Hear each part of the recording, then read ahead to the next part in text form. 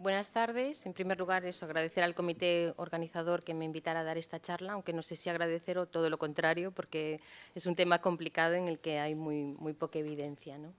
Esta foto es un poco, bueno, la pongo aquí porque es la sensación o como yo me siento cuando me tengo que enfrentar a este problema, ¿no? Cuando hay un paciente que no es quirúrgico, que no, bueno, tiene indicación pero no se puede operar y la sensación de incomodidad que me alcanza, ¿no? En cuanto al tratamiento conservador, de todas maneras, pensándolo, razonándolo, yo, bueno, me imagino o propongo distintos escenarios, ¿no?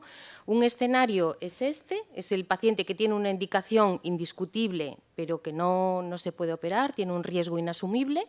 En este paciente tendremos que ir sí o sí, es el caso, por ejemplo, que nos presentó el doctor Rafael Luque, ¿no?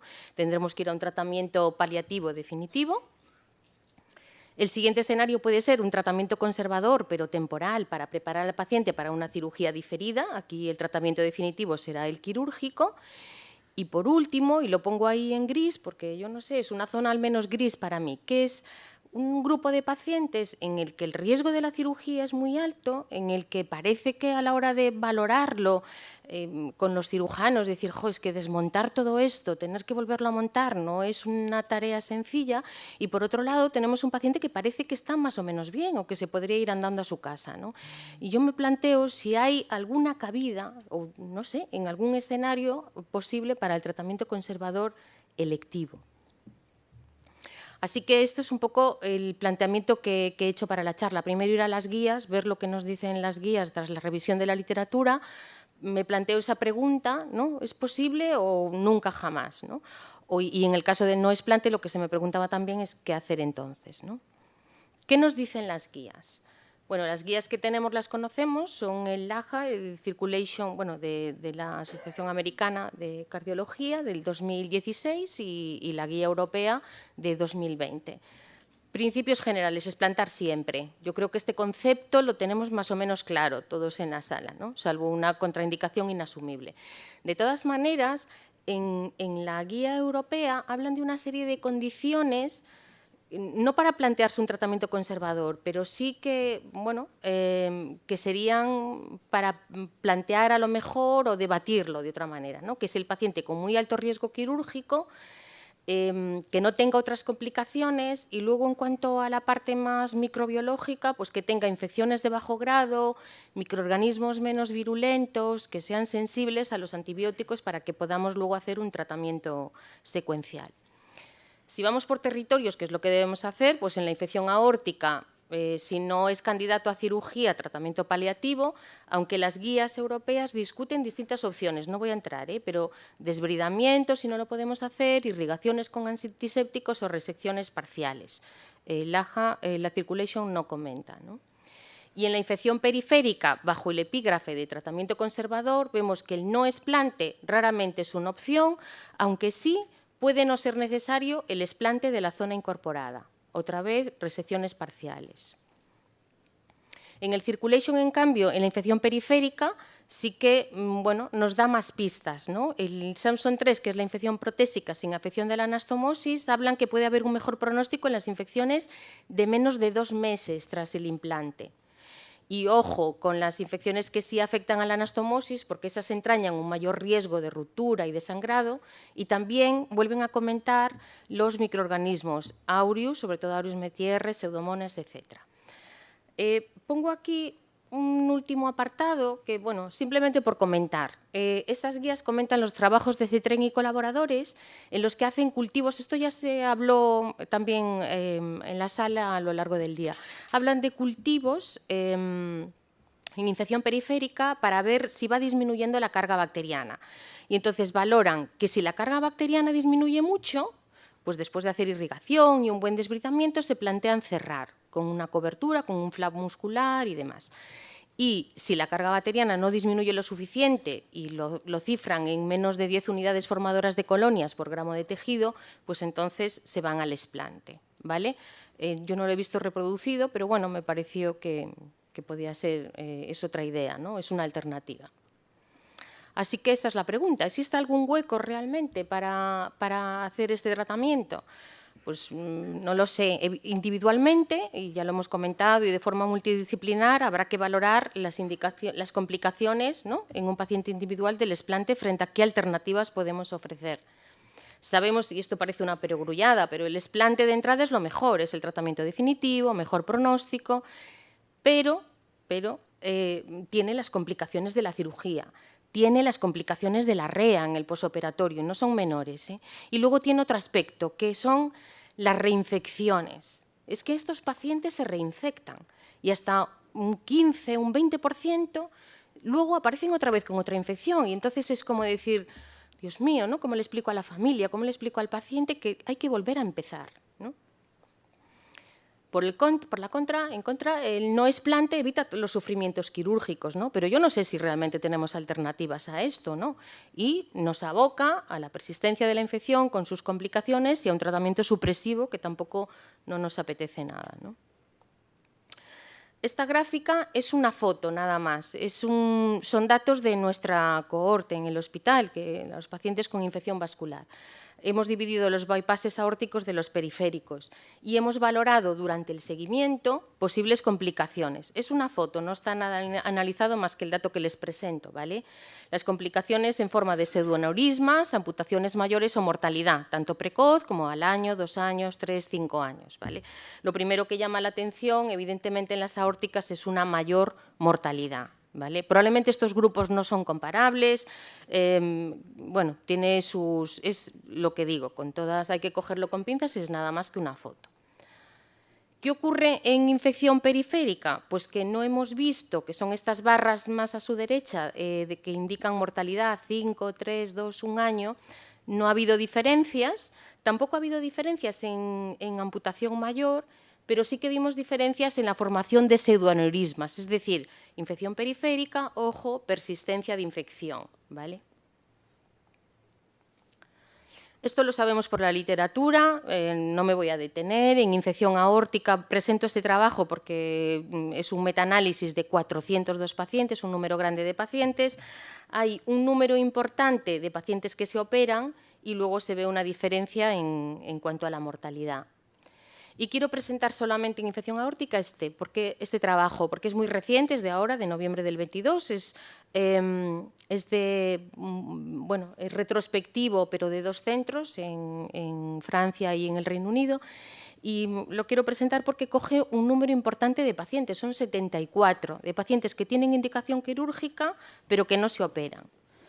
La mayoría son implantes aórticos por cirugía abierta y un cuarto de los pacientes es por EVAR, o sea, cirugía endovascular, y el resto cirugías híbridas. ¿Y qué es lo que se encuentran? Pues encuentran, efectivamente, que hay un peor, o sea, que estos pacientes, no es comparativo este estudio, pero que sí que tienen una mortalidad elevada, la media de supervivencia fueron 3 años, pero sobre todo, también lo que encuentran es que hay una recurrencia de sepsis del 50%, muy elevada, ¿no? Entonces, lo que me parece también novedoso es que intentan analizar y ir un paso más allá, es decir, bueno, dentro de este grupo de pacientes, ¿cuáles son los que van peor? ¿Cuáles son los factores de riesgo de ir peor? Y lo que encuentran es malnutrición, sarcopenia, lo hemos visto también en endocarditis, ¿vale? Y otros datos que ya conocíamos, complicaciones como el shock hemorrágico, la fístula aortoentérica, la infección fúngica o las infecciones polimicrobianas. Que la microbiología importa lo sabíamos, ya había algún artículo que nos decía, ojo, porque las infecciones polimicrobianas tienen peor supervivencia, van peor, o las infecciones por gram negativos van peor, ¿vale? ¿Qué ocurre en la infección periférica? Porque esto era aórtico. Bueno, estos son los datos que les presentaba antes, que no habíamos visto diferencias de mortalidad en los bypasses periféricos, a diferencia del aórtico, pero si diferenciamos los periféricos, los precoces de los tardíos, tendremos que verlo bien, desde luego. Sí que llama la atención de entrada que parece que precozmente, ¿no?, en los precoces, esta línea naranja, que son los pacientes en los que se extrae total o parcialmente la prótesis, inicialmente parece que hasta que van peor. Y Esto que nosotros ahí lo apreciamos, insisto que es una foto nada más, hay un Clinicals de Norteamérica del 2018 que, a modo ya de resumen, también nos aportaba datos, ¿no? Es decir, si el paciente no tiene ninguna de estas complicaciones, sepsis, afección de la anastomosis, fístula o microorganismo virulento, y el implante es menos de un mes, se puede considerar el preservar la prótesis. Y ya a modo de resumen, para esta parte, entonces, he cogido una tabla adaptada del Rutherford, que es el Mandel de infecciosas para los cirujanos, ¿no? Entonces, dan estas opciones, o en el capítulo de infección protésica aparecen estas opciones de preservación del implante. Depende un poco de las manifestaciones. Ya vimos, infecciones tempranas que no tengan complicaciones, yo añadiría que no tengan sangrado, trombosis, que no tengan fístula, que se pueda hacer un drenaje de las complicaciones. En cuanto a la extensión de la infección, que no afecte la anastomosis, que no haya un pseudoneurisma, incluso hablan del tipo de prótesis, si es un Dacron, peor, ¿no? Que a lo mejor que otro tipo de injertos. Y por último, la microbiología. Todo esto pueden ser factores o variables subrogadas de otros procedimientos, pero bueno, nos alertan, o a mí como clínico me ayuda a la hora de decidir, bueno, pues a lo mejor si el paciente no tiene nada de esto, pues pienso más el incidir en que debe ser operado o no, y desde luego cuando ocurren estas complicaciones, ¿no? Pues habrá que estar más alerta de que seguramente tenemos factores de peor pronóstico. Vale, entonces nos ponemos en el escenario de que no se puede retirar y qué hacer entonces, ¿no? Habría que valorar siempre estrategias quirúrgicas alternativas, tampoco voy a entrar, por supuesto, pero comenté algo ya de la resección parcial, siempre que se pueda desbridamiento, cobertura con colgajos, etcétera, etcétera. Puse un poquito aparte lo de las irrigaciones o lo del cemento con antibióticos, porque aunque eso está muy demostrado en la infección ortopédica, pues aquí es anecdótico y tampoco podemos decir mucho más. Lo que sí todos más o menos también tenemos claro, lo mismo que, bueno, indicación quirúrgica sí o no, siempre que podamos explante, pues si no podemos hacerlo hay que hacer un tratamiento muy prolongado y probablemente indefinido, ¿no? Eso lo dicen, bueno, pues distintos grupos de expertos. Aquí pongo esta tabla que es de la Universidad de Zúrich, de la cohorte Basgra, simplemente porque parecen que hacen una pequeña distinción. Si se hace algún tipo de drenaje o limpieza quirúrgica que sea más o menos agresiva, a lo mejor podemos plantearnos el suspender el tratamiento, ¿no? O al menos eso es lo que ellos consideran. Esta tabla la he tomado de la experiencia recientemente publicada del Hospital de Cruces, que si están en la sala la reconocerán. Me pareció interesante que ellos comentan cuál es el protocolo en su hospital y, bueno, para eso la utilizo. El tratamiento secuencial, y esto es secuencial, los antibióticos que vamos a utilizar, ¿cuáles son? Bueno, no voy a entrar, evidentemente yo creo que no quiero contar perogrulladas, tienen que ser que tengan una buena biodisponibilidad, que penetren bien en el biofilm y demás. Y estos son un poco toda la batería y luego, bueno, las preferencias según el microorganismo con la que podemos contar, ¿no? En esta revisión de Antonello, en este estudio, que a mí me parece buena, que es de cómo se maneja, ¿no? Una revisión del manejo de la infección protésica, vemos que hay una diferencia. Ellos, por una parte, consideran las posibilidades de tratamiento secuencial, que es cuando vamos más con la finalidad de erradicar la infección, y, por otro lado, el tratamiento supresivo, cuando la finalidad es ya mantener la infección a raya, ¿no? O sea, que intentar utilizar los menos antibióticos posibles para tener la infección controlada. Vemos que los antibióticos más o menos son los grupos de antibióticos los mismos, y lo único que quería comentar es que ya aparecen la posibilidad de utilizar antibióticos nuevos, ¿vale? Como puede ser la dalbavancina. Así ya, bueno, estoy acabando ya esta parte, las pautas de tratamiento para gram positivos resistentes. Tendríamos estas opciones: tediline con la toxicidad que en los tratamientos a largo plazo, que siempre nos van a aparecer, y luego tenemos la opción de dalba más menos Rifan, ¿no? ¿Por qué me parece interesante? Bueno, porque tiene una potente actividad contra el biofilm, se tolera en general bastante bien, pero los problemas es que tenemos, claro, de momento poca experiencia y no sabemos muy bien qué dosis dar. Se ha comentado esta mañana, no lo voy a repetir, ni con qué intervalos, y lo que sí yo creo que sería interesante en caso de poder utilizarlo es el monitorizarla, ¿no?, a partir de la tercera o quinta semana. Por supuesto que el tratamiento supresivo no nos gusta, ¿no?, porque tiene una eficacia dudosa. La sensación, por lo menos personal o de experiencia personal, es que los pacientes acaban cansándose, ¿no?, haciendo efectos adversos, y a veces no es un efecto adverso muy grave, pero es que el paciente realmente tiene astenia y está, bueno, quiero decir que hay que valorar retirar el tratamiento. Y luego, a la aparición de resistencias, que pueden aparecer hasta en un 16-20% a lo largo del tratamiento, según algunos estudios, ¿no?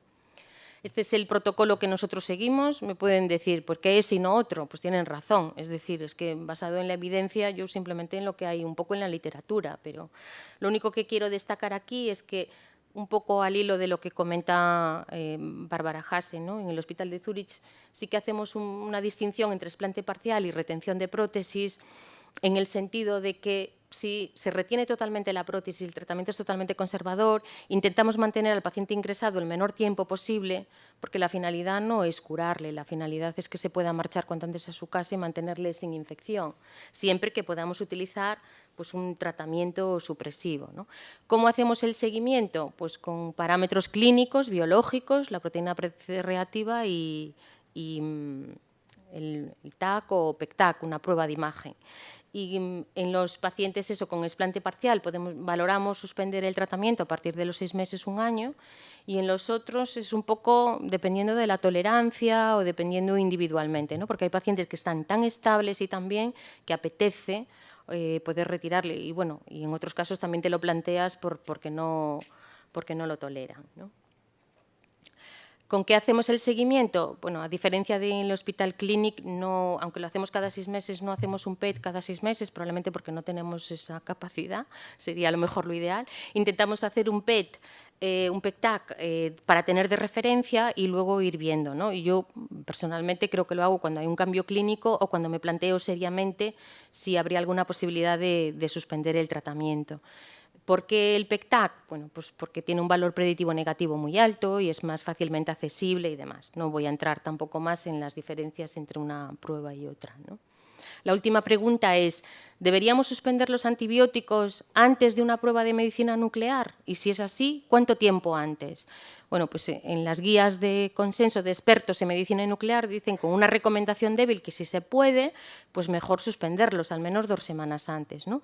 Aunque, de nuevo, hay divergencias, ¿no? O sea, de nuevo en la Corte Basgra, publicado en el 2018, pues observan un descenso progresivo del submas y ven que eso nos afecta por el tratamiento antibiótico, ¿no? Muchas dudas. Esto depende del tipo de antibiótico, de la duración, depende de la prótesis. ¿Es lo mismo un Dacron que un autoinjerto? Pues probablemente no, pero es que no sabemos cómo se comportan, ¿no? Y ya para finalizar, bueno, simplemente esta anotación, ¿no? Nosotros partimos de que la medicina es ciencia, pero también es un arte, es el arte de diagnosticar y de tratar, pero por desgracia los clínicos que nos enfrentamos a este problema creo que lo tenemos que enfrentar a veces con sentido común y con más de arte y con menos evidencia. O sea que tengo que concluir como concluimos casi siempre, ¿no? Que es que se necesitan realmente más estudios que nos puedan facilitar el ver mejor las cosas, ¿no? El tener más evidencia. Muchas gracias.